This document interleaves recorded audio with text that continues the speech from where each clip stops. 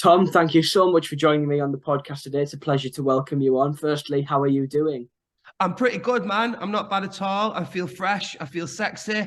I feel free. How are you? Very good, thank you, and I'm looking forward to Is your chatting with hair you. natural? Yeah, Or do you the dye color, it? The the color, color. yeah. Yeah, no, it's not. No, it died.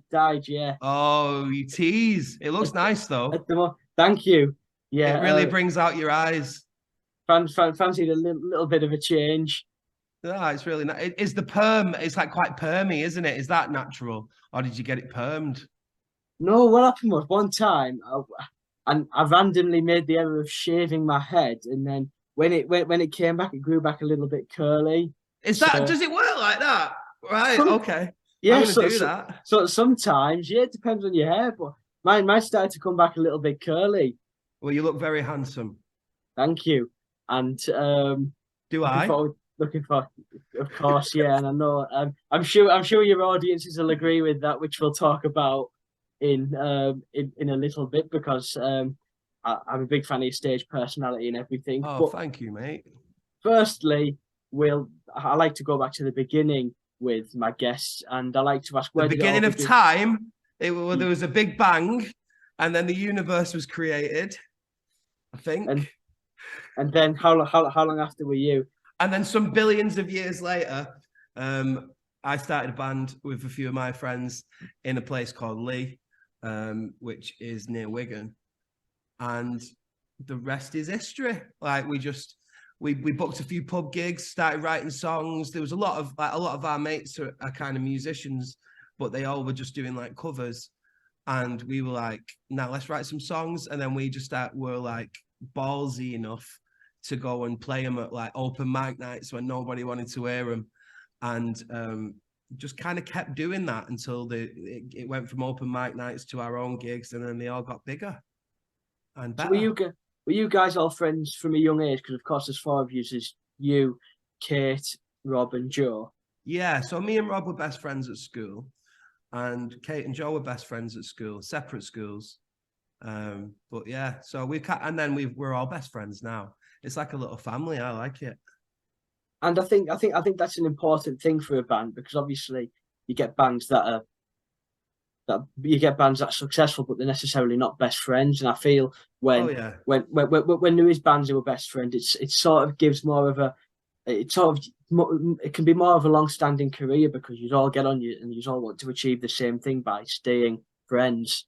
I mean, the most important thing about being in a band, I think, is to be able to at least tolerate the people that you're with because you are in their pockets all the time. I'd say we're away 75% of the year and we're just in a van all together and you get on top of each other and, you know, like you hotels and things like that. So yeah, you have to be mates and you have to, and you learn about each other and you learn about, you know, your personality trait. And I'm sure I'm very difficult to be around. Like you can probably tell from this conversation alone, I'm not easy. So I think they're all saints for putting up with me, to be honest.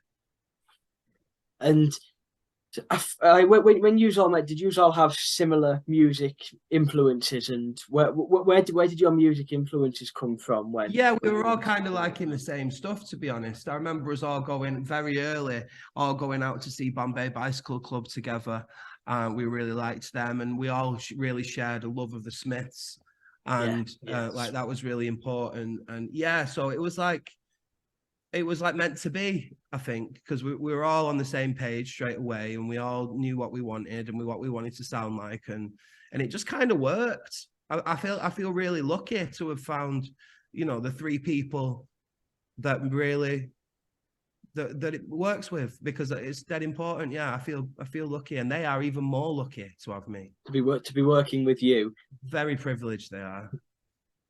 What if I'm right, you were formed in Wigan 2008. If well, you said Wigan, but was it 2008 you started the Yeah, band? well, that's like loose, I'd say. Like 2008 is when we started being friends, I suppose, and started like talking about it and maybe started like playing together a little bit. Like, really, if I'm being honest, it only kind of got more serious probably as late as like 2018. We had released things earlier than that, but it wasn't our full-time job. It wasn't something that we threw everything into. We just loved it. And then it got to the point where we're like, look, we really want to do this with our lives. Let's just throw everything at it. Let's quit our jobs and just be terribly skinned and then just try our best. And it's not really going very well, to be honest. So probably gonna have to get a job.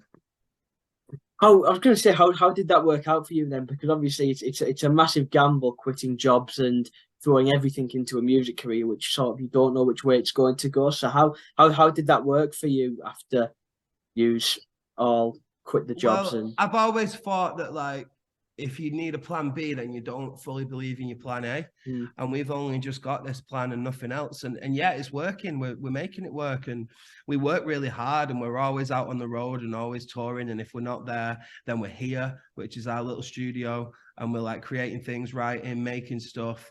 And like, yeah, we never stop. And I feel like if you're good, and I hope we are, and you work hard, then you can't really go wrong. So yeah, it's going all right. We're doing it. Was the right decision, I think. yes, it's certainly turned out that way. I mean, I've seen you a couple of times within the last year, and you've always done a fantastic set. Thank you. And I was going to ask you now because, of course, you mentioned about around the 2018 time there. In 2020, you released your debut album, The Lottery Winners. How did all the work come to releasing that, and how did it feel to finally get it out around that time? Well, it would have been a glorious achievement, really, because that really was like, 10 years in the making of us like developing and writing and yeah, and I'm proud of the record. We just released it at the worst possible time in the history of the planet because it was literally like the week that we all got locked down. But it is what it is, like everybody went through that. I think it's made us stronger as people and stronger as a band, undoubtedly. So yeah, pretty bad timing, but that's our luck, really. The lottery winners' luck. We're always cursed with something, but we always get through it. So, I honestly think that we're going to be dead famous and dead rich and dead big, but we're going to do it the hardest way. Like it's never going to get handed to us. I think, like you say, it's all about the hard work and putting it in there, isn't it? Big time, yeah. You've got to work hard. And like you say, I know, like obviously a massive achievement releasing a debut album, but coming at that time because I've had a couple of other musicians I know, and particularly Andrew Cushing. I mean, that's where I've seen you supporting him with the NX. Yeah, lovely lad. I really like Andrew. He's very charismatic, isn't he? And a great songwriter, great voice. Like, yeah, I really like him. Top guy, Andrew. And he came on and he sort of had his first releases during the COVID lockdown and that timing. And with musicians, I didn't know how you would feel because obviously releasing something means you want to get out on the road and play it to people, but also it means you can sort of get your head down and work on other things while there's a lot of free time. So was it sort of like how did you feel about it all? Because obviously there was the opportunity to then go and work on further music because I know there was the Sounds of Isolation album which was released, which was a lot of covers in lockdown, which a lot of bands did do. Yeah, well, it was like I felt like we really had a choice of whether we mope and cry about it or if we just like work every day. And for our own sanity, we just spent every day working on stuff. So literally, I wouldn't go to bed each night unless I'd made something. So whether it was like recording a cover, writing a song, making a video, I just wanted to bring something into the world every single day. And then I thought, this is okay, and we'll get through it. And that's kind of what we did. And yeah, we made a little record called Sounds of Isolation, which was literally us just bouncing files to each other and talking about it on Zoom and whatever. We spent the whole of lockdown on Zoom to each other. It was like Big Brother. We were just like constantly on Zoom to each other. We bought these cheap little cameras and just filmed loads of stuff. And just like, yeah, it was that we made a TV show. We just like thought, right, what can we do? So we made it started off on Facebook, just like a Facebook Live thing called LWTV. And it was like rubbish at first. And then we started coming up with quite good ideas and it got quite good. And then we started getting these mad guests, like Rick Astley came on it. And like, I can't even remember, loads of famous people, like literally famous people came on it. And I was interviewing them like, what's going on? And then that got picked up by Sky TV. And it was on Sky for a bit. And I was just like, it's just weird, like what you can actually achieve if you just throw yourself at it. Like just do it, just try. And so that's all we did. We just tried everything, and then yeah, it kind of worked, I suppose. It worked That's for it. our I sanity. agree. Because it was a crap time for everybody, but I feel there was a lot of time for people to actually do things. Because in my own situation, I began this podcast one of the Yeah. lockdowns, and I thought rather because I was going ahead to study media at college, which I'm doing now currently in my last year. But I thought rather than wait until the time, I may as well get it started because then you're getting one step ahead already, and there's plenty of time. Then you've achieved something in a time when not much is happening in the world. Yeah, well, I think like for creative people, it actually was a bit of breathing space. You know, like Yeah, it was some time to learn new skills. I'd never like edited videos on, and my production was terrible. But then I learned how to produce music really well. Like if I don't say so myself, I'm really good at it now. And like editing videos, stuff like that. I learned loads of new skills, and yeah, I suppose like yeah, let's have a lockdown every 4 years just to refresh on our skills. refresh and learn some more things. Yeah, financially crippling, of course, but worth it because now I can edit videos. But it sounds like for you then, Tom, lockdown was quite. Although it wasn't really good for anybody, it was sort of like it's nice to sort of think of it of a blessing in disguise because I like to see the silver linings on any yeah, dark cloud. So like, no matter what we're faced with as a band, and we've had some bad times, we always find a way to make it the best it can be. And I feel like that is an important trait for anybody who wants to be successful with anything. So like you can either like get faced with these obstacles and give up, or you can find a way. Like I always say, and it's lame, but it's true. If we ever get faced with a brick wall, then I'll just find a ladder, you yeah. know. And doing all those things in lockdown was our ladder. I think that's certainly a good way of putting it. And there was a lot of covers as well, wasn't there? Yeah, yeah. So it was kind of like I wanted to. I wanted to put some stuff out, and I also wanted to study. So we like picked all our favorite songs that had ever been made, and then thought, right, let's dissect them, take them apart, and reconstruct them. And then we learned a lot from like how those songs are written and put together. And like I feel like it was a bit of a learning experience to do that. And I would recommend that to any songwriter to just like think of what your favorite songs are, and then take them apart and put them back together again, and learn what makes those songs tick and where the cogs are. And that's kind of why I wanted to do Sounds of Isolation, and also just because we wanted to put some music out. People were like quite actively requesting songs as well that they wanted to hear, and it was just something to do. And did you enjoy working with these people as well? Yeah, of course. Like always do. I love collaborating with. We've done quite a lot of collaborations on our original music with the likes of like Frank Turner. Frank Turner, yeah. Yeah, is like a friend of ours and an amazing guy, by the way. Like I couldn't respect Frank Turner more for his songwriting and talent, but also for his personality and how kind he is and hardworking, everything. I just think he's like a 5-star guy. So we were lucky enough to work with Frank, Louise Wenner from Sleeper, and we love Sleeper, so that was like really special to us. Miles Hunt from the Wonder Stuff on this new Katie Tunstall as well, Oh yeah, which is yeah. like amazing. I really love her. On this new record that we've got coming out, we've got some massive collaboration, like bigger than ever. We've got Frank on there again. We've also got Sean Ryder from the Happy Mondays, and we've got Boy George. Yeah, Which is I remember I remember yeah, the boy George. I remember you tweeting about that when he was in. I think it was I'm a Celebrity or something, and yeah. you said and there's a photo of you two, and I think that obviously hinted at a collaboration. Yeah, which I haven't announced yet, but I'm just gonna. It doesn't matter, does it? I'll tell you. Just tell everyone. Why not? Heard, heard it here first. Yeah, I'm not very good at keeping secrets, me. So No, I I'm not just tell either. everyone everything. I mean, especially when it's something as big as collaborating with Boy George as well. That's a hard thing to keep It's a as a really big secret, isn't it? deal. Yeah, a really big deal for me, man. Like he's an icon. He's a pop icon, and I really love him, and as a person as well. Like getting to know him since since doing this has been wild. You know, like I can't believe it. I have so many pinch me moments doing what I do, and I never take a second of it for granted. And just like, yeah, man, I was in the studio with Boy George on my birthday, right, going like, what is going on? The best present. The only card that I got that year on my birthday was off Boy George, and I thought that's cool, that, isn't it? Do you really need another one in that situation? No. I don't think there is another one needed. But how did this come around, and how did the collaboration with Boy George come about?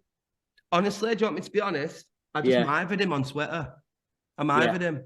I just sent him loads of DMs until he responded. And then he responded, and I sent him the song, and then he rang me. And he was just like, oh my God, I love it. I love the song. It's amazing. Let's do it. And I was like, no way. So like, just be like, my advice to anyone who may be listening to this, who wants to like do music and wants to like do things that they feel like are out of their grasp, just try, just like completely, just over determination, just go for it, just run and go for it, because that's all I've ever done. And sometimes it pays off and sometimes it doesn't, but I'd say more often than not, it does. I'm very glad you've come on this podcast and said that, Tom, because I'm in exactly the same mentality as you. Because I feel because when I first started this podcast, I mean, without any disrespect to anybody, I was asking my mates to come on and just have a little chat, and I think you will be my 45th episode. And I never thought I'd get past five. Never thought I'd get past five, to be honest. But I always lived by the motto: you don't ask, you don't get. 100%. So I just went on Twitter, reached out to big celebrities and to their kindness in lockdown. They said yes, and one big one for me was ex-footballer Neil Ruddock. Amazing. And he came on, we had a chat, and then because he liked what I was doing, he introduced me to the likes of Alan Shearer, Jamie Redknapp, and then they came on and had things which... Have you had Alan Shearer and Jamie Redknapp on your podcast? Yeah. Have you had Alan Shearer on your podcast? Here's me thinking I'm quite a big deal for you, and you've had Shearer. very, very, very early, actually. So it was quite crazy to take in, but just like thinking, if I hadn't have done this and hadn't have reached out to people, then I wouldn't have got to where I am now. Because I feel like with them coming on, they sort of like raised the level of the podcast, and people thought, well, he's been on, so I'll go on. Fatboy Slim came on. And it's just taking the guests up, really, when I thought, without any disrespect, I was going to be talking to my mates on this. Well, I feel like you are talking to your mate now. I feel like we're mates, right? Exactly, absolutely. Yeah. Oh, that's amazing, though, man. Like, that is so good. That is so good that you've done that. Like, it's not easy, and a lot of people are doing podcasts. Like, we're thinking about starting up a podcast, to be honest. And getting guests, that's a scary aspect. So you've absolutely smashed that. Like, well done. You got to give me some advice and some contacts. I certainly will. And I think it's just, to anybody that's listening and wants to start anything, whether it, like you say, music or podcasts, is just throw it out there and give it a shot. Don't be scared to message people. The worst thing that they can do is say no. 100%. And then when you hit gold, then it's amazing. Yeah, I'm totally with you on that, mate. Totally. So in 2021, Tom, things were looking a little bit brighter in the world, and you'd released Start Again, Something to Leave the House For as albums. How did it feel getting them two out into the world with the prospect of gigs coming on the horizon again pretty soon? It was so good and emotional, and all those gigs were really emotional. Like, I cried on stage a lot. I still cry on stage. It's dead embarrassing. I keep crying on stage. But like when I wrote like Start Again, for instance, which seems like a bit of a benchmark song for us, I always imagined playing it live. So to actually get out there and do it was like, yeah, it was really emotional. And it was 21 was a big year for us. We were on track for our first ever top 10 record. But we messed up because we were releasing it in September, and Adele and Ed Sheeran both decided to release like big albums that year, and they bought up all the stock of vinyls and all the plants in the world. So like you couldn't get your vinyl printed anywhere, pressed anywhere. And it pushed our release date back and back and back, and it got pushed back all the way to like December, which is like Christmas. when you're getting all kind of Michael Bublé's and Rod Stewart's and Bradley Walsh's releasing. So it pushed. We ended up with a top 11, which is 2 number ones. Ah, But no, that's so close. you know what? If with the numbers that we got as well, if we'd have released it another a slow week, might have got a number 1 record. But instead, we've got a number 11. So you know what? Not doing that this time. I, I think because of that, Tom, am I right in thinking the Chase will have lost a viewer in you now because of Bradley Walsh? You know what? No, I can't take it out on Bradley, can I? I love the chase, me. Have you Oh, seen the I Beast do. recently? He's lost 10 stone. Yeah, he's lost loads, hasn't he? Yeah, he looks amazing. Well, he looks weird actually. Yeah, I quite liked him 10 stone heavier, but he looks almost like a skeleton almost now. yeah, he But does. But yeah, I fair play to him. That's a big deal. That like, I good actually lad. had a couple of chases on this. I had Really? Have you Sean, had? Sean and Dara. Oh, really? Yeah, yeah, and I love Sean. Sean's my favorite one, the Dark Destroyer. yeah, I love how he goes when he's giving you like the number that it is. He goes £3,000. He always says the number yeah, and then that yeah. and I like that 15,000 pounds.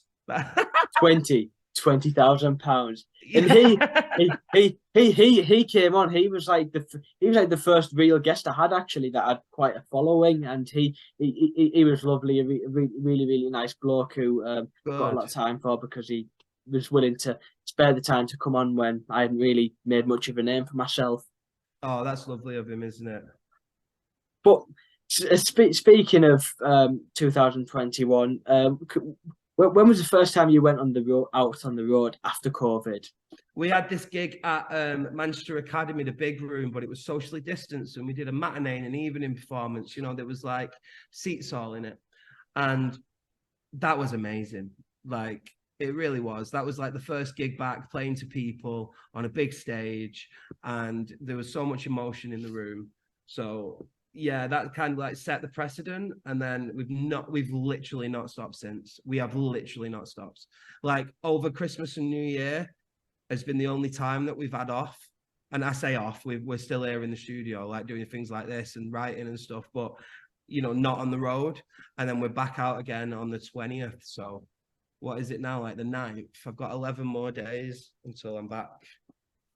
And I can't wait. I was going to say whenever you've literally constantly been out on the road because the first time I seen you was with on the Shed 7 tour, Yeah. December 2021, and that was a great tour. I mean, I've spoke to Rick and Tom before, and the Shed 7 lads are just brilliant lads. And how was it touring with them?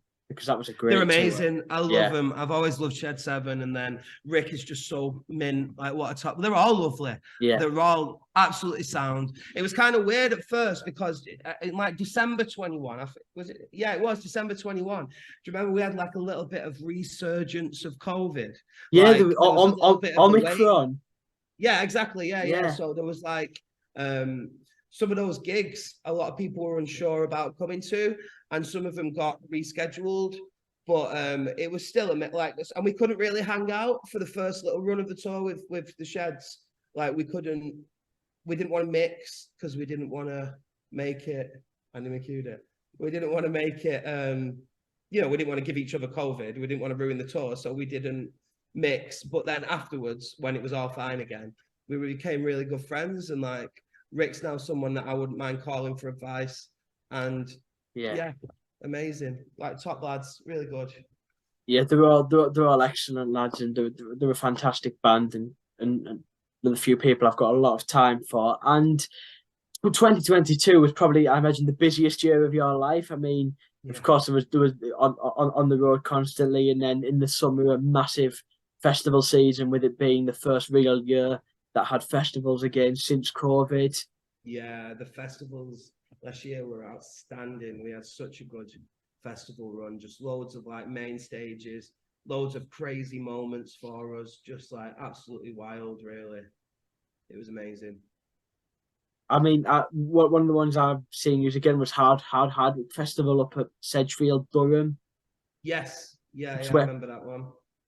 I'm from around that way, so that was one we came to, which was a very good festival actually. Apart from not long after you went off, it started tanking it down. Yeah, yeah, that happens when we stop. It wasn't actually raining; it just felt like it. You needed to We come. You finished. needed to come back on and sing "Sunshine" again. Yeah, I know, man.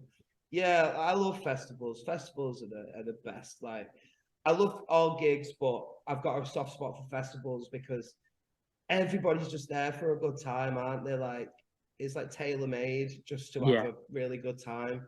And everyone's always up for it. And when we get to play on these massive stages to like tens of thousands of people, I feel like a proper band. You know what I mean? Like, I feel like I don't need a proper job in that. Like, this is my proper job.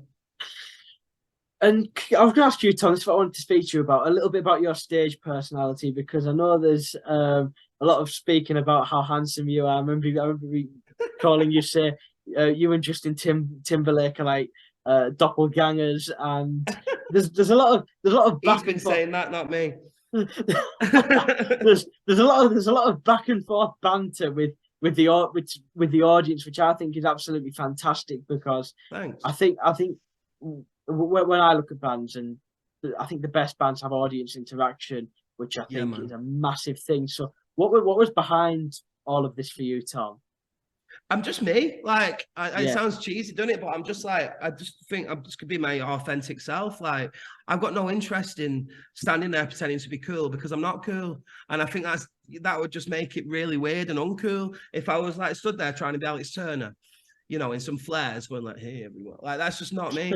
So like, I'll just do my thing and be me. And I've got mad ADHD, so I'll just say anything that comes into my head, and that can sometimes get me in trouble, but also can sometimes be quite funny, and people seem to like it. So I just like literally don't think about it and just be me. And then if people like it, cool. At least I've been authentic. If they don't, you know. On the Shed 7 tour, I was a big fan of this was the only time I've seen you do this, but I was a big fan of getting people to tweet in and then reading them out on stage. I I thought, forgot that I'd done that. A few people have mentioned it. Yeah, I think we were just struggling for songs, to be honest, because we had a longer set. And I was just like, yeah, I'll just get people to tweet us, and that might be funny. You get like yeah. people say something funny, you've got something to talk to them about. Mm. And But maybe I should, people putting their hands up to see where they were. yeah, Yeah, yeah. It was, yeah. you know what? I'm a genius. I forgot all about that. I'm gonna do that all the time now. Yeah, I could say I think that needs to make a comeback. Yeah, that was good. Right. And I'll make a note of that on my pad. on the next time I see you, I'm looking forward to taking part in that, and then I'll be sure to put my hand up, and you'll be able to see me in the room. I'll be able to rip you in front of everyone, just absolutely destroy you. Please do as long as it's for the plug as well. Yeah, deal. Um, but of course, the back end of the year for you was crazy. I mean, what happened with the Embrace tour? Um, I'm in difficult ground talking about that, to be honest. Like, I'm just going to give you the media answer, which is that for unforeseen circumstances, we stopped being on that tour. And that is the media answer. And that was disappointing. And I've got no beef with Embrace. I've got no beef with the band members. The band members are all cool. I really liked being on that tour. And I just think it just didn't work out. And Yeah. again, though, you get a brick wall, you find a ladder, and we put our Albert Hall gig on sale as soon as we got kicked off. Not kicked off. As soon as we stopped touring with that tour, and that sold out in like just a few hours. So like, it was fine. It was fine.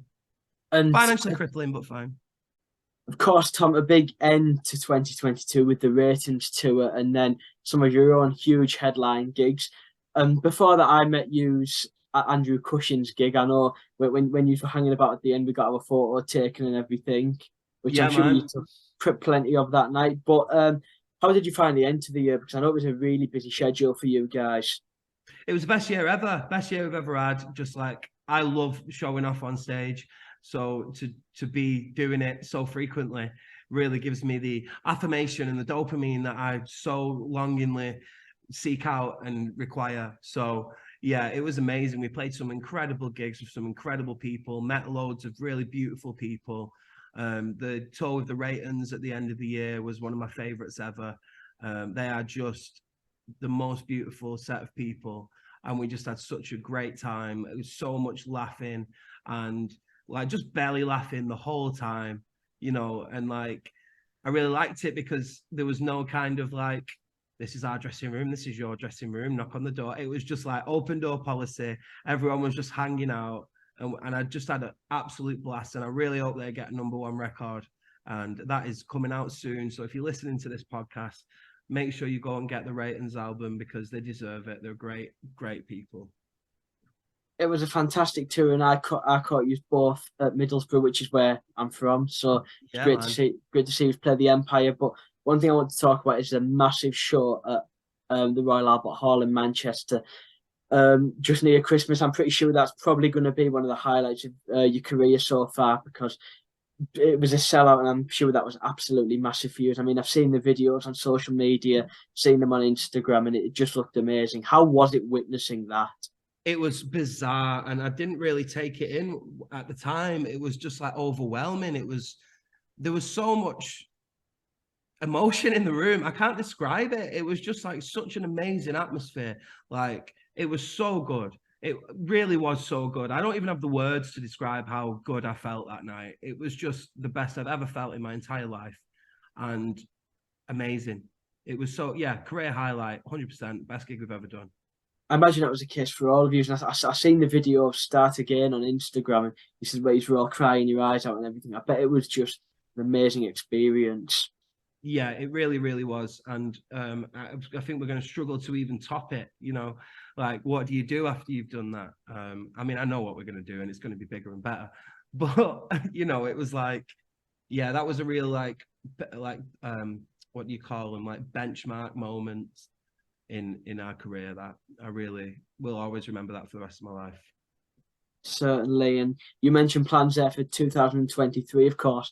There's a big year coming up for the lottery winners. You've got your first single, Worry, out next week, which I imagine is going to coincide with a new album eventually. Would you like to tell me a little bit about that, out on the 12th, if I'm right?